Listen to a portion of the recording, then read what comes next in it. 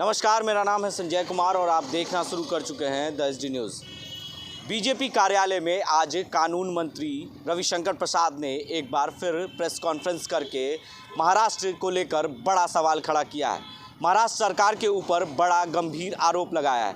उन्होंने कहा कि गृह मंत्री को जिस तरह से पुलिस कमिश्नर ने मुख्यमंत्री को लेटर लिखा है और कहा है कि गृह मंत्री साहब ने मुझे 100 करोड़ रुपए वसूलने के लिए कहा गया है, जिसको लेकर कानून मंत्री रविशंकर प्रसाद ने एक बार महाराष्ट्र सरकार के ऊपर, उद्धव ठाकरे के ऊपर बड़ा गंभीर आरोप लगाया है और कहा है कि ये सरकार कौन कौन नेता, कौन कौन मंत्री इसमें मिले हुए हैं, जिसको लेकर ये सवाल निशान खड़ा किए। और क्या कुछ कहा है रविशंकर प्रसाद ने प्रेस कॉन्फ्रेंस करके ये जानकारी आज पटना में दी है। क्या कुछ कह रहे हैं रविशंकर प्रसाद कानून मंत्री, जरा गौर से सुनिएगा क्या कुछ कह रहे हैं। जिसमें उन्होंने कहा है कि महाराष्ट्र सरकार के गृह मंत्री सचिन वाजे, जो कई वर्षों तक सस्पेंडेड थे और सीधा उनको क्राइम ब्रांच का असिस्टेंट इंस्पेक्टर बनाया गया, उनको उन्होंने कहा कि 100 करोड़ रुपए का हमें माहवारी बंदोबस्त करके दो, और इसलिए करके दो कि मुंबई में लगभग 1700 डांस बार हैं, रेस्टोरेंट हैं, तो इससे उगाही करोगे तो 40-50 करोड़ रुपए तो ऐसे ही आ जाएंगे अगर 2-3 लाख सबसे लोगे, और बाकी से तो व्यवस्था करो। इसको लेकर महाराष्ट्र में और देश में बहुत ही हंगामा मचा हुआ है। आज मैं बीजेपी ऑल इंडिया की स्तर से कुछ बहुत महत्वपूर्ण विषय उठाने जा रहा हूं। पहली बात यह बताएं कि सचिन वाजे सस्पेंडेड था। ये बहुत उनके खिलाफ आरोप है एक्सटॉर्शन के, बाकी सबसे अलग विषय। वर्षों तक वो सस्पेंडेड था। उसको कोरोना में अपॉइंट कराया गया वर्षों के बाद, और कहा गया कि क्योंकि कोरोना में पुलिस वाले बीमार पड़ रहे हैं इसलिए इनको लिया जा रहा है।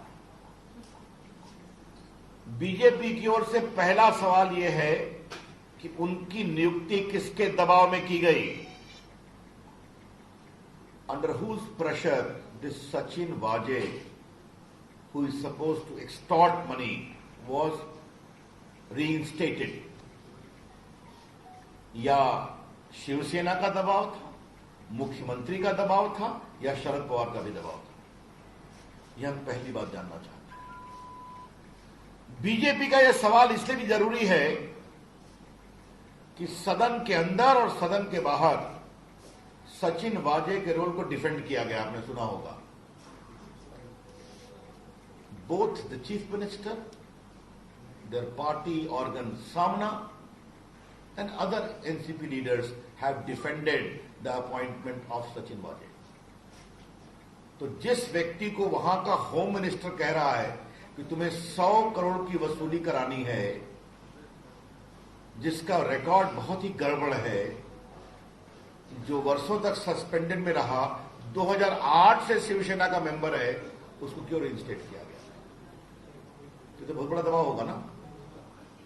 ये मुझे पहला सवाल करना है। दूसरा सवाल करना है, थोड़े आज मैं चुभते हुए सवाल उठा रहा हूं।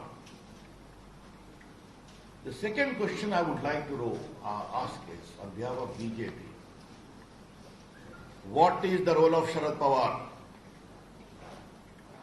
शरद पवार जी वरिष्ठ नेता हैं, लेकिन उनकी भूमिका पर भी बहुत गंभीर संदेह उठ रहे हैं। परमवीर ने, एक्स पुलिस कमिश्नर ने कहा है कि मैं शरद पवार को भी ब्रीफ करता था। क्या ब्रीफिंग होती थी?